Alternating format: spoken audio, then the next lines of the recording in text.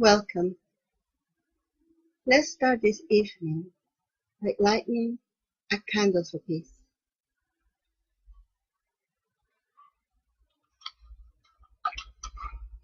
Please join me.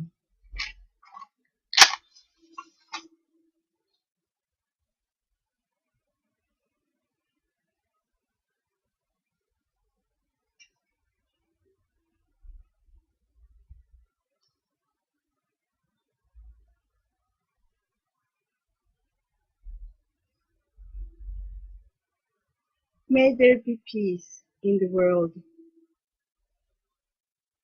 May there be peace in the north and in the south.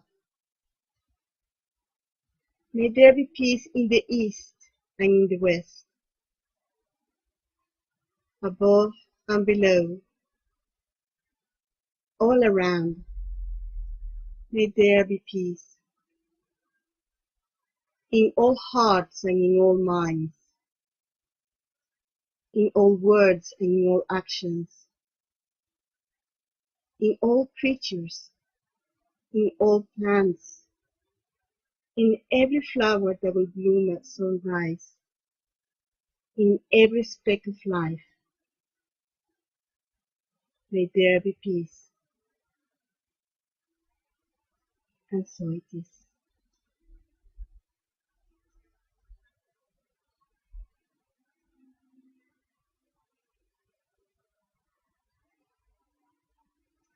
Good evening.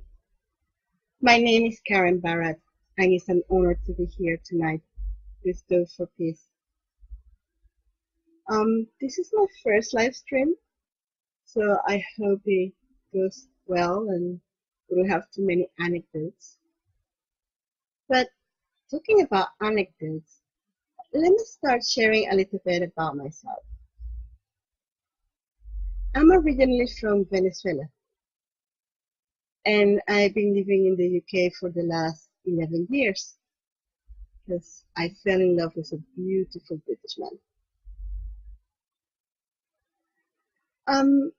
My spiritual life has been interesting, to say the least. I was raised a Catholic, but to be honest, I was raised a very laid-back Catholic. And in some aspect, I still see myself as a cultural Catholic, because the religion is very much embedded in the culture back in Venezuela. As a young woman, I was not really that much interested in religion itself. But as a child, I did have this desire to be a priest. And I used to hold my own version of the Mass in the schoolyard, giving plantain chips as the host. And I guess one of my first disappointments in life was when Mother Superior told me that I could not be a priest because I was a girl. So I was like, oh, well, that sucks, to be honest. And as much as Mother Superior tried to sell me the life of the nun, I like the idea of serving like the priest does, doing the Mass, hearing confession, helping people. I always thought that I was a bit unfair with Mother Superior. I'm sure sisters and nuns that dedicate to God have a full life. But at the time, with my ignorance and innocence, I did think that the priest had the power. So after that, I kind of lost a bit my religiosity, if you will.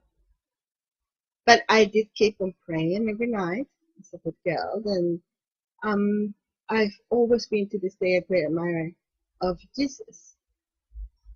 But to be honest, my version of Jesus in my younger days was a mixture of Santa Claus with a Hollywood star.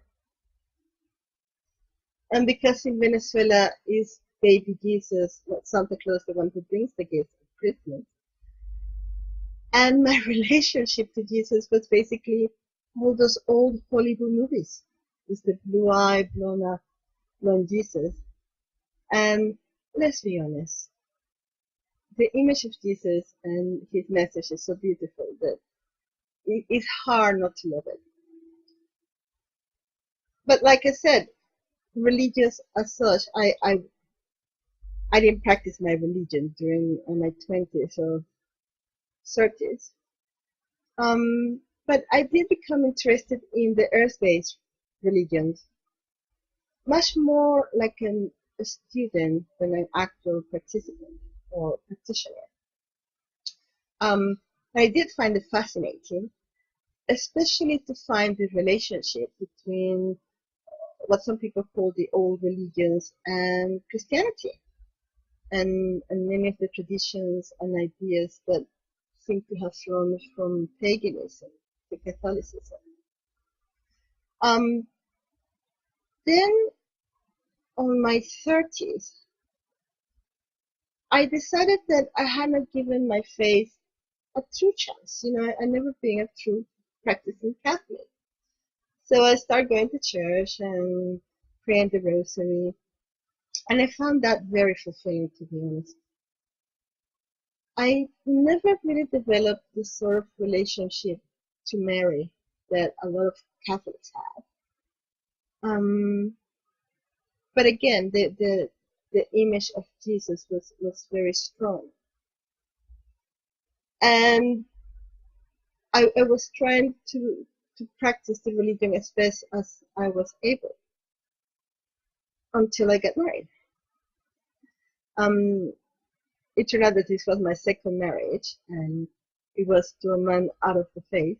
You know, he's Anglican but not Catholic, and I was expelled from the church, and that hurt. But mostly it made me very, very angry. I saw it was terribly unfair.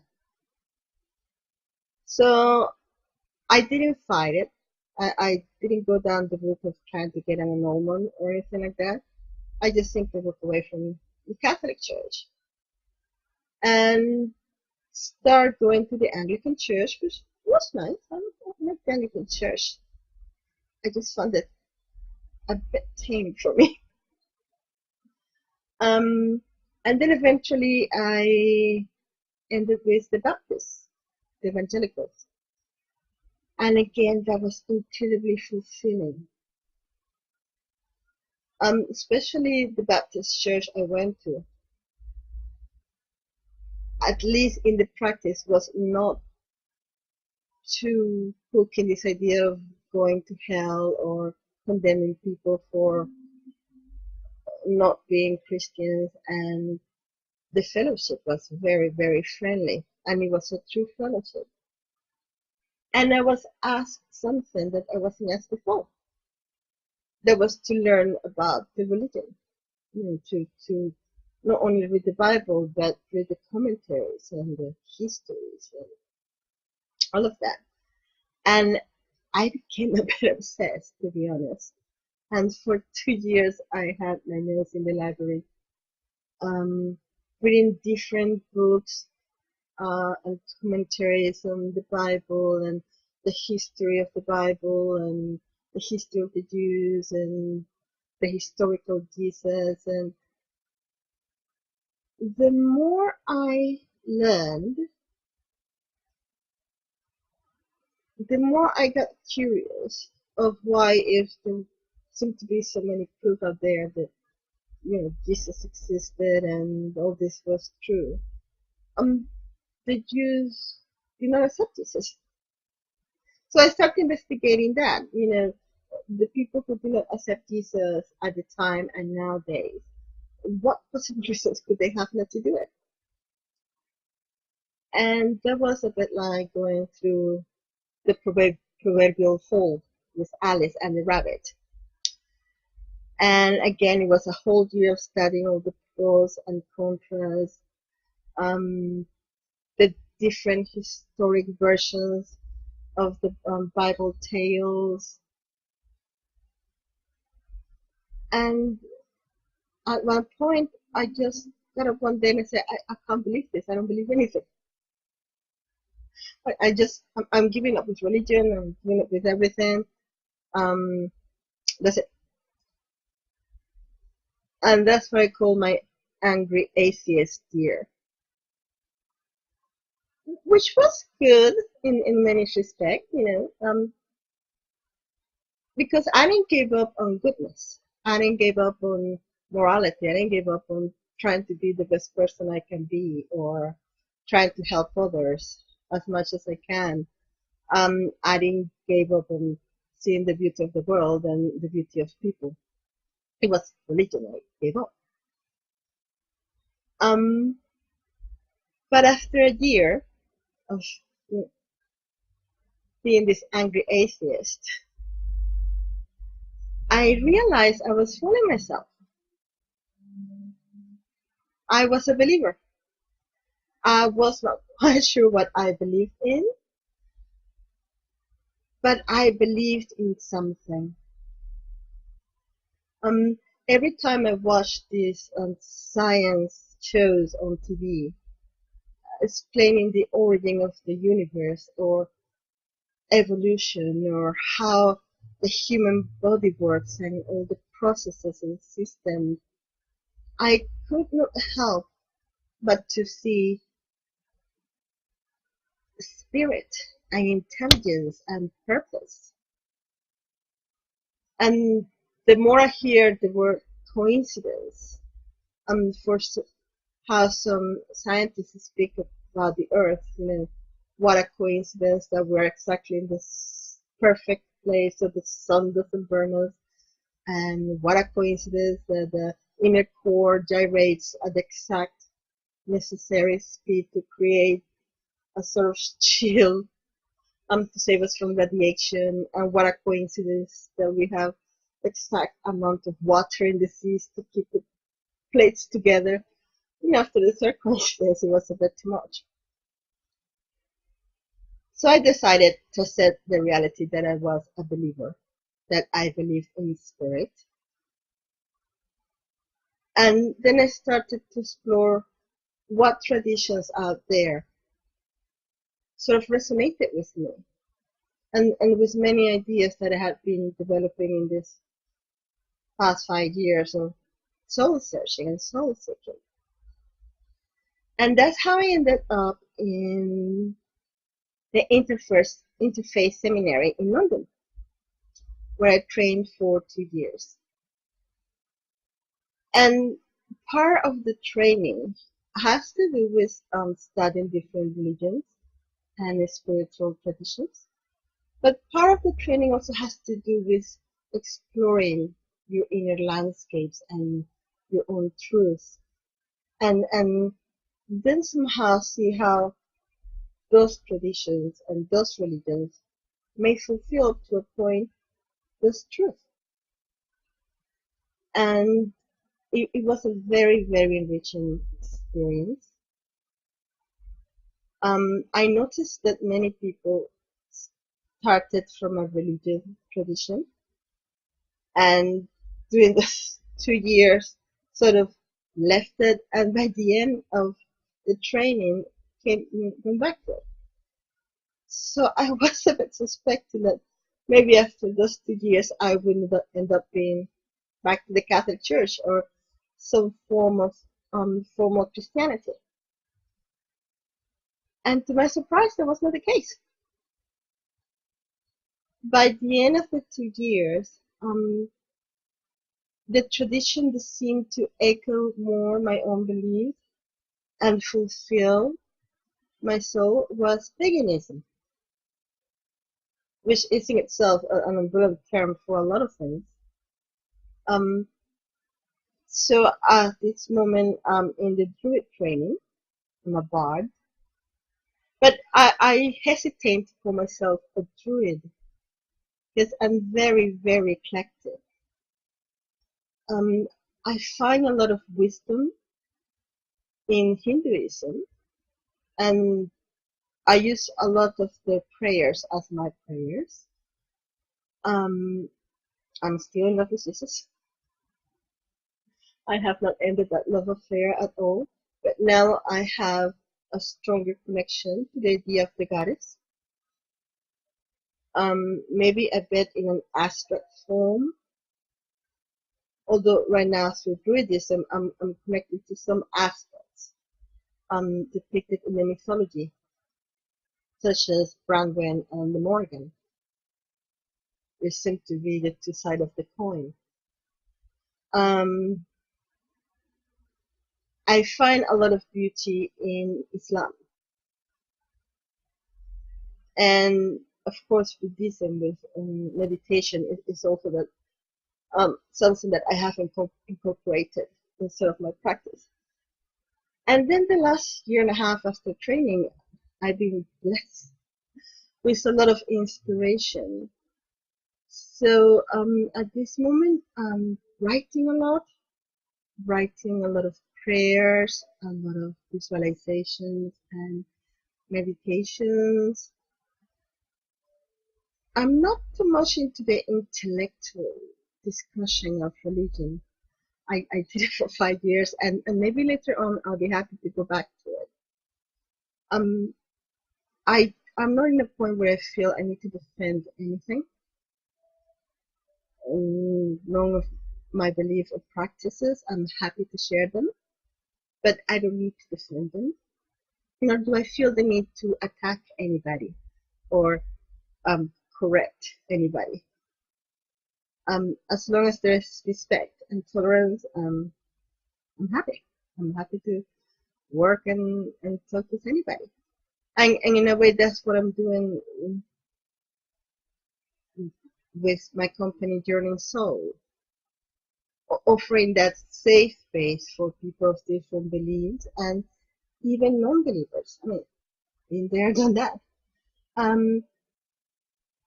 To help them in different aspects of life, from ceremonies to spiritual counseling, to coaching, through workshops where you can use the spiritual tools in your everyday life. And that's about it. That's about me. But I did say a word that is a bit the theme of the night. That is blessings. You know, I feel myself very blessed. And one of the things I learned from my training was the power of blessing. Now, I had this discussion with my mother, who does not think I should be blessing anybody. Because my mother, like a lot of people, believes that only certain people can bless. You know, she's a traditional Catholic, so in her worldview, only ordained priests from the Catholic Church have the right and the power to bless. And I've noticed that this is true for many people. It doesn't have to be even only Christianity. Some traditional thinking people believe that only their priest or pastor or imam or representatives of the church are authorized to bless. Of course, I disagree. I believe all of us should bless. And it's a little bit what I want to talk about tonight, the power of blessing. Now, blessing can be seen as different things. But the first definition I would use is the action of wishing good things towards another person, or approval a person has or is doing. Another way you can see blessing is like invoking deity to give gifts or grace to a person or an animal or a place, so they can be blessed or happier or healthier. And That's true. I think that's what a blessing is. But I think also that when we do the blessing, we connect ourselves to different spiritual tools that enhance our lives. Because the first thing that we do when we bless someone or something is that we connect to universal love. I mean, you cannot really bless anybody from hate or from anger or from mistrust. Not even from superiority, I don't think. We can only bless from a place of love, unconditional love and acceptance.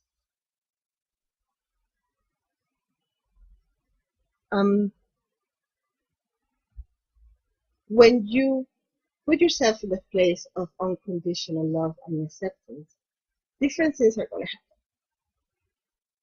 The first one is that you're also going to connect yourself to the idea of oneness. We are all in this together, and we are part of a bigger thing, which we give many names to, but we are not isolated. The other aspect you connect to is the present moment. Because again, when you bless, you have to be very aware of what's going on and where you are and what you want to wish for this person or this place or these animals. So let me give you two little examples to clarify this a bit better. Imagine you are walking down the street, and on a crack in the pavement, you see this little flower there, all by itself. When you stop to bless that flower, many things happen. First, you have tapped the source of love. You have looked at that flower and felt love for it, to the point that you decide to stop and bless it. Second, again, you connect to oneness and interconnection. At one level, you realize that you and the flower are one, because you're being sustained by the same source of life and love that make you possible, that made you flesh. Third, when you stop to bless that little flower, you also open yourself to wisdom. Look at that little flower. Somehow found a way in a little crack in the pavement to get out and blossom and be the most beautiful flower that it can be. What a wonderful lesson for anybody to receive one Monday morning while going to work. So you stop and you look at the flower with this sense of love, and you say something like, "Blessed be your strength. Blessed be your will. Blessed be this little patch of earth that has become your home. Blessed be the rain and the sun that keep you alive. Blessed be you who have shown me the power of life in one instant. May you have a long and beautiful life." And that's it. You continue your way. But in less than 1 minute, you have done an act of love and worship. Because by blessing that flower, you have also shown gratitude to the divine. Gratitude for the flower. Gratitude for the flower being in the way. Gratitude for the flower awakening that sense of love towards you. And gratitude for the lesson that little flower has given you. And that is the power of blessing. Let's use another example. And I do this a lot. My daughter likes McDonald's. And I like McDonald's too. So we don't go often, but we do go.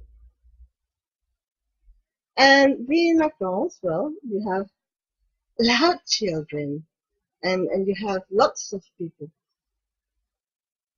And one of the things I like to do is to stop for a moment and bless everyone, including myself.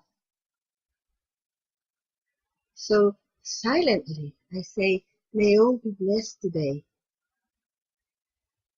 May all connect to the energy of these children and bring it to the rest of our day. May this food that we're enjoying give us as much nourishment as it can. May these families that are here with their children find in this time union and joy or a source of relaxation, a chance to speak and talk. May all of us, after we leave this place, find inspiration and aspiration and resolution for this day.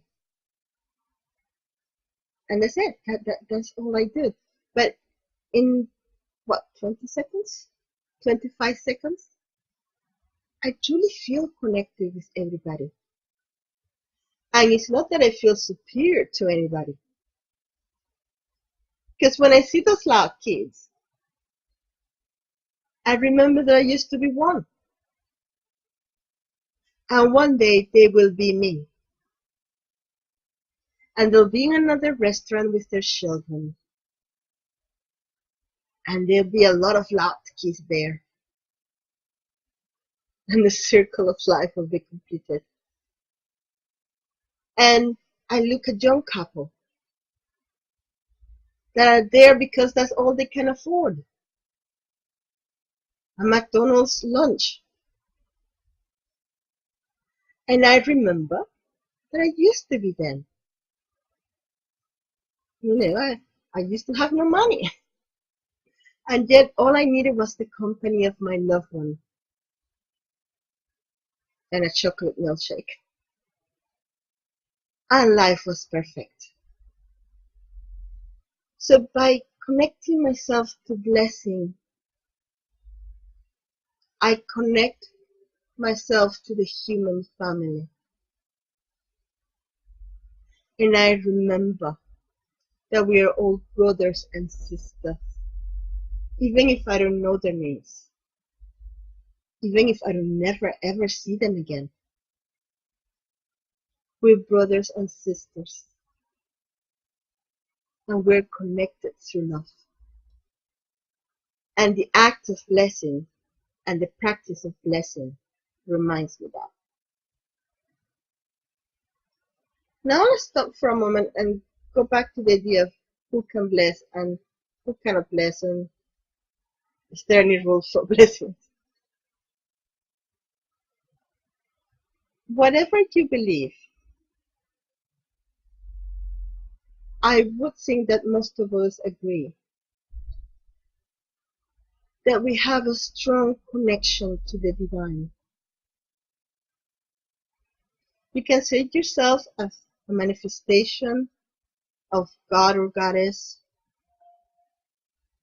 or you can see yourself as a child of the divine,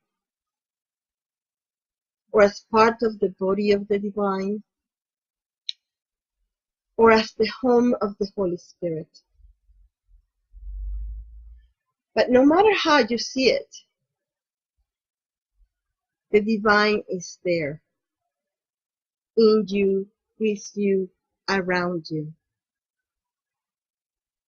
And once you are aware of that, you can say, the divine and I are one. And in that knowledge, you find your authority to bless. You may wish to say your blessing, invoking a name for the divine. So you may say, may God bless you, or in the name of Jesus, I bless you. Or you may bypass that if you feel correct and just say, I bless you. May you be blessed. And if maybe you are not part of any traditional spirituality, or your idea of the divine is more abstract, just say, may there be blessings in your life. May there be good things coming to you. May there be inspiration in your life. But if you take blessing as a spiritual practice, you open yourself throughout the day to go into the source of life. Go to the source of spirit, however you envision spirit. So go and bless. Bless people in the bus. Bless people in the train. Bless yourself. Bless your body as you take a bath. Bless those feet that keep you standing and those legs that allow you to move. Bless those arms that allow you to hug. And those hands that can do so many wonderful things. Bless those eyes that can see beauty. Bless your tongue that can say wonderful words that can bring great comfort to the world. Bless your life. Bless your home. Bless your business. Blessings can be very simple, as we just done it. Or if you're into ritual, you can create beautiful rituals to bless what is dear to you and make your life more sacred and more joyful and more magical. So that is my invitation to you tonight. Be secure and confident to bless. Give yourself a week or two of this practice and see how it goes. And use it as much as you can. Okay? The other thing I wanted to offer tonight was a little guided visualization. Because this is called D4P. And peace starts in the inside. And one of the things that take our peace away are worries. Now, sometimes worries have a reason for being. But even if they do, they can become a very heavy burden to the mind and to the soul. So this little guided meditation will help you let go of the worry. Maybe not of the problem, but the worry shall become less when this is practiced. And when we're not so worried, we open ourselves to solutions. We open ourselves to be aware of patterns, opportunities and possibilities. So I suggest you sit comfortably and trust me here. You close your eyes when I ask you. And let's start simply by becoming aware of our breath. Just breathe in and breathe out. Now when you breathe in, try to bring all the air into your tummy. And when you breathe out, press the abdominal muscles so all the air comes out. Let's do this 2 more times. Breathe in.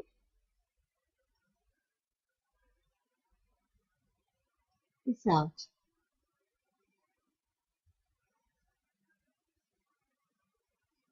One more time. Breathe in.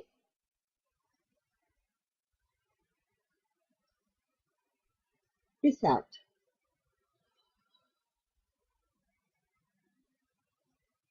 Now close your eyes and allow me to guide you. Right now, I want you to just focus on your feet. Just think about your feet. Now think about your legs, your hips, your back, your abdomen and your torso, your shoulders, your your arms, your neck, the back of your head, the muscles around your eyes and lips, the top of your head. And one more time, breathe in and breathe out. Using your imagination, see yourself in a beautiful park. See the flowers and the tall trees. Feel the grass under your feet. Hear the wind. Smell the sweet perfume of the flowers. As you walk, you will see a bench facing a river of very placid waters. Walk towards the bench and sit down. Enjoy the view of the waters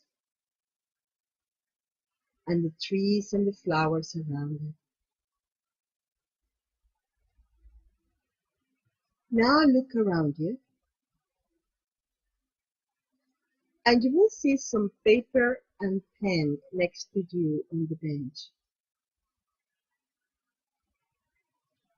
Take it and write down a worry that you have right now in your mind. Don't think too much about this. Write the first things that comes to mind. As you write,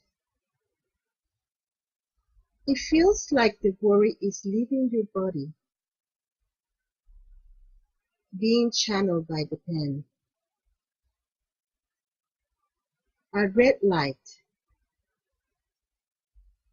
leaves the pen,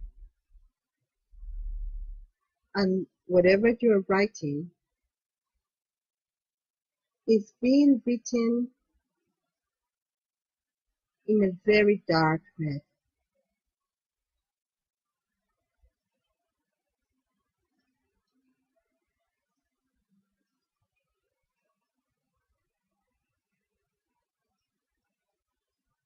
Once you finish writing your problem, fold the paper, several times until you have made a paper boat. Now walk towards the river and put the paper boat on the water. Now see it flow gently away from you. As it sails away, feel a sense of relief around your neck and shoulders. Your problem is sailing away from you, opening space for inspiration to come, for solutions to appear. The sky is becoming a beautiful apricot color as the sun gently sets. You can hardly see the paper boat now,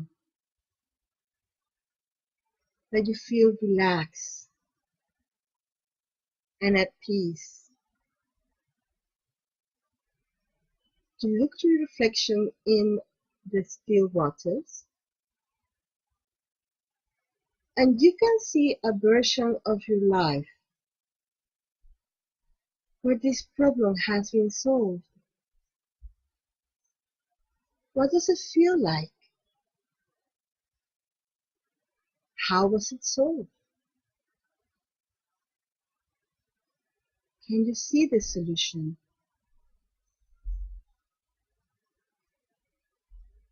It doesn't matter if you cannot see it right now. Just think some words of gratefulness, because the solution will come your way. It always does, because you're blessed. Now it's time to come back. Breathe in deeply and become aware of the room around you. Wiggle your toes and your fingers. Shake your shoulders a bit. Smile and open your eyes. How was it? I hope it was good and relaxing. And you can repeat it back home with a little bit more time. Just go to the park, see the colors, hear the sounds, evoke the feelings of peace, write down your problem and let it go. And allow yourself to be positive. Tell yourself that you will see the solution. You will see the patterns that life offers. And meanwhile, you will keep your peace. So if you feel a bit stressed for that problem, because of that problem, take a few minutes and just go to the park. You don't have to do the boat, but just go to the park, breathe in, breathe out, and relax until you feel peace again. Well, I'm looking at the clock, and it's almost time for me to go. But since we have been talking about blessings, I want to finish with a very famous one. You might have heard before. It's an Irish blessing called the Traveler's Blessing. May the road rise to meet you. May the wind be always at your back. May the sun shine warm upon your face. May the rain fall softly upon these hills. Until we meet again, may God hold you in the hollow of his hand. Goodbye and blessings to all of you.